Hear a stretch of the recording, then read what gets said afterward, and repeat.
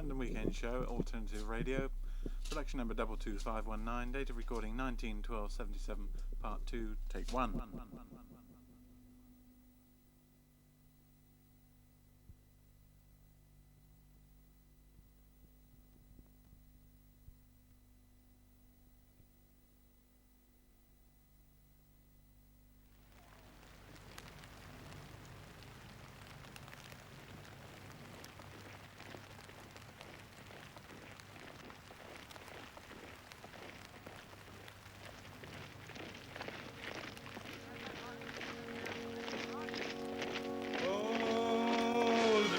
Jackie crew, they have 10,000 men. They broadcast from the top of the hill and no one will catch them, so stay on. We're on from 10 till 4, with loving vibes for everyone who could ask for more. Welcome back to our show on Alternative Radio. In part 1 we saw a specialised radio station that broadcasts to factory workers. It's strictly legal. But there are some people for whom the spirit of the pirate radio stations who broadcast from 1964 to 68 lives on. Although they are illegal, they prefer to call their stations free radio.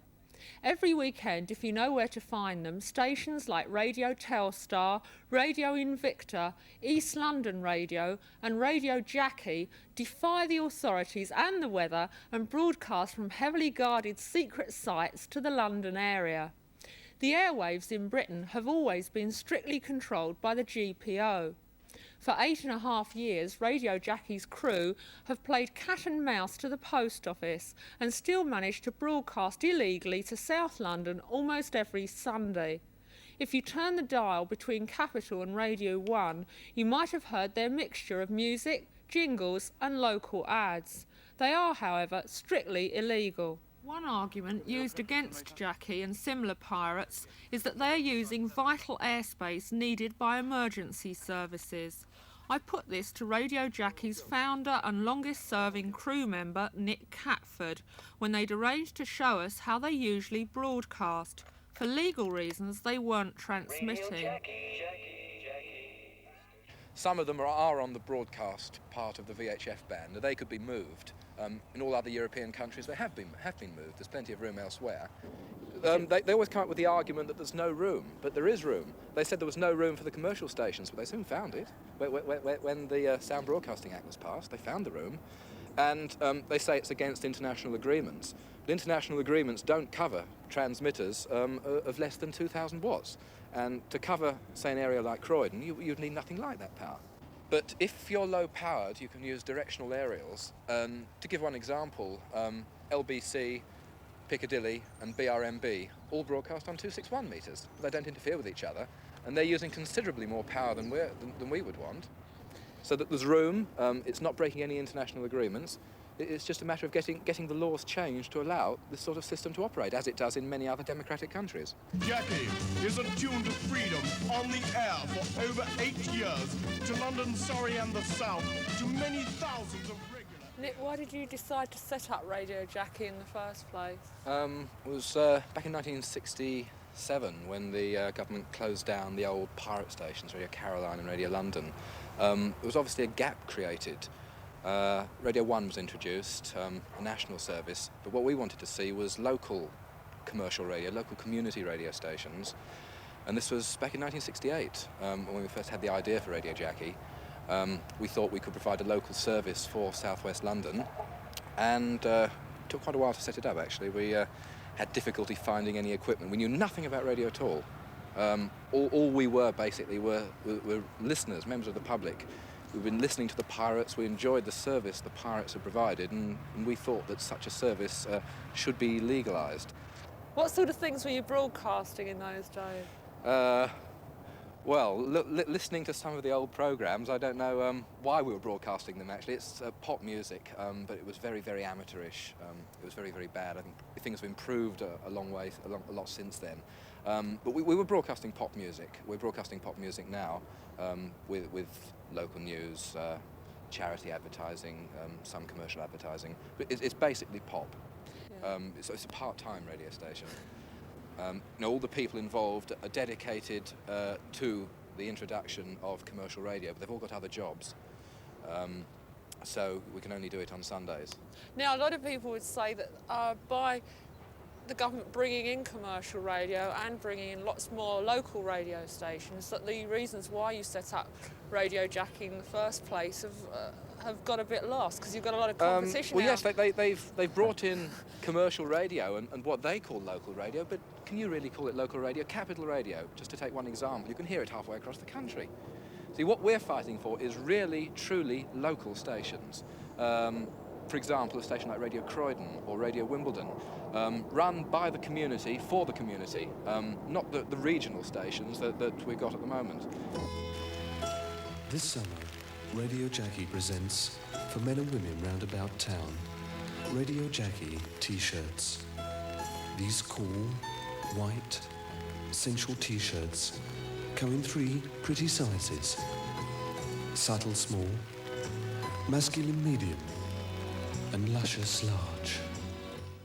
Radio Jackie pre-record their programme on cassettes in a studio in a private house. Then each Sunday they go to a secret location where they put up an aerial, hook it up with a small low-power transmitter, which is in turn connected to the cassette machine, and hey presto, one pirate radio station.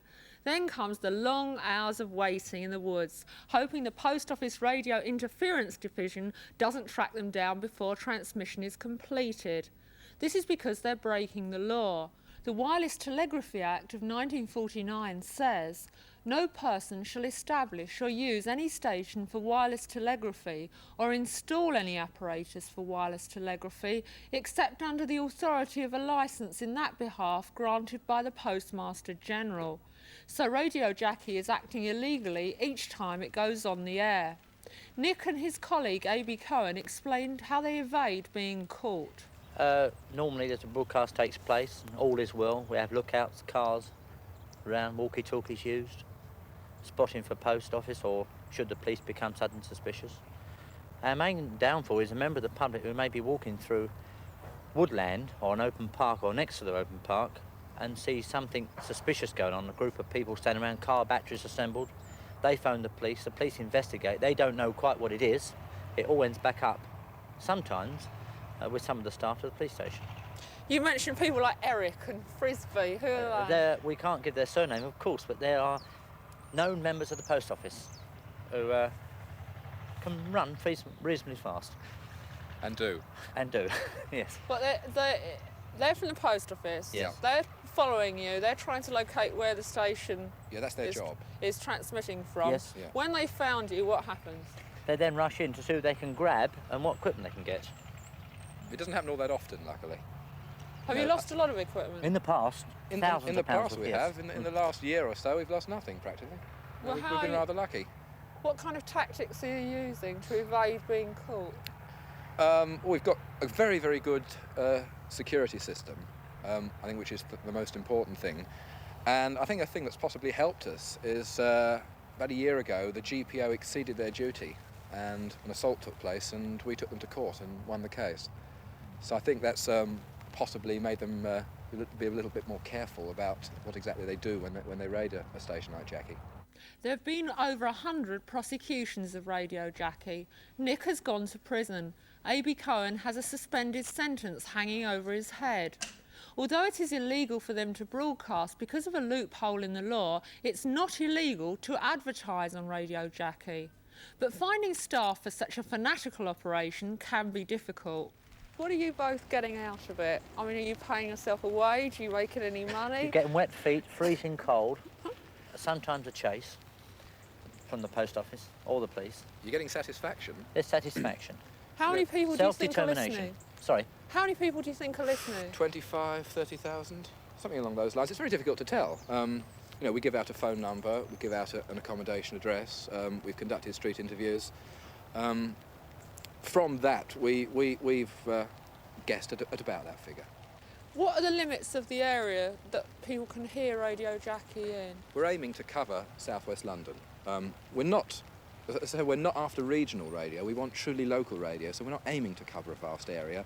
Our service area is bounded by Croydon, Clapham, Richmond and Leatherhead. If you're made legal, how would you actually run a station that would be economical? Very, very easily. Rent offices.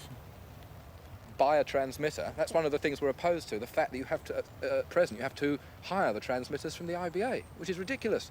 The money you pay for the rental each year is more than it would cost you to buy the transmitter. We would buy a transmitter, we would seek local advertising at very reasonable rates, similar probably to the rates of the local press, and I think we'd run at a good profit, and I think we'd get a good audience. So the local advertising would, in effect, pay for the station, but then you, would, Yes, if you were yes. legal, would have to pay performing rights on the records you're playing now. The offshore pirates paid that in the old days. We're not very- opposed to that. Very low indeed. We're perfectly happy to conform to anything like that. But do you If pay we're that given at the the moment? chance. No, we don't. No. No, if we paid that, it would make it obvious to people exactly who we were. Isn't part of the attraction of what you're doing the fact that it is illegal and there is an element of risk about it? And although, as Avi says, you're standing in a field getting wet feet, at the same time you're doing something pretty daring, and there's always a possibility of the police or the GPO arriving. Now, if all that was taken away from you, There'd would be you no cloak and dagger, you mean? well, would you Well, still well, do it? Yes, and I wouldn't say that. To me, it's not part of the attraction. We like to be legal. We want a licence. Now, I don't share in any of the risks myself anymore. So, you know, that really doesn't come into it as far as I'm concerned. I want to see Radio Jackie licensed. I want to see us providing a local radio service for the community. What Radio Jackie and UBN show in their different ways is that localised radio, in touch with a small community of a few thousands, is possible and can work. What seems to emerge from the debate over the Annan report into the future of broadcasting is that we're unlikely to see many similar tiny local stations. In the studio I have Rod Allen, editor of the magazine Broadcast. Rod, you heard what Nick Hatford said, that he would like to see a future with stations like Radio Putney, Radio Wandsworth, you know, Radio Tower Hamlets. Do you think that's possible, and would it work? Technologically, it's just about possible. He's probably right in claiming that there are frequencies available.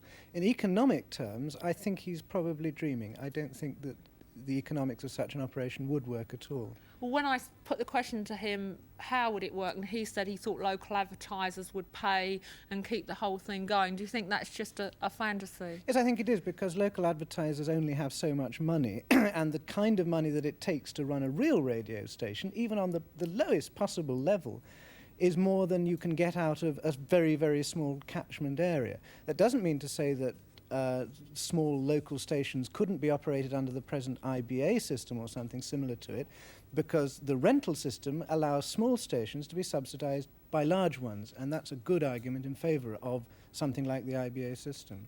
But for 8.5 years he has, you know, helped to run Radio Jackie, and they've continued, so nevertheless they must feel really strongly, and they have local advertisers continually paying for advertisements to go on Radio Jackie. So in South London there are a whole lot of people who think that this should happen. Yeah, but they've been running it on a Sunday afternoon. They haven't had to pay anybody any wages, for example. They've made their transmitter out of bits and pieces of government surplus. I mean, that's not really real radio, is it?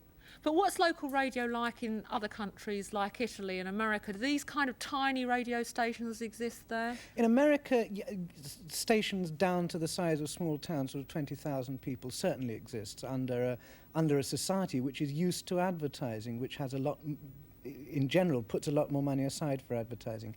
In Italy, because of a loophole in the law, a lot of small radio stations have just mushroomed up and have pirated a lot of frequencies, and the Constitutional Court has been made them legal through this loophole. But what's happened there is that people have got onto a wavelength, stuck with it, and they're answerable to nobody. There's no democracy in the system at all, because no body representing the public has said, you are the right people to run a radio station. As a result, people who might have a legitimate reason for running a radio station are actually excluded. The reason for having independent broadcasting authorities and all the rest of it is so that something that represents the public can choose those people who should broadcast and those who should not, because nevertheless, despite the fact that there are frequencies available, they are still limited, and they belong to the people. They don't belong to any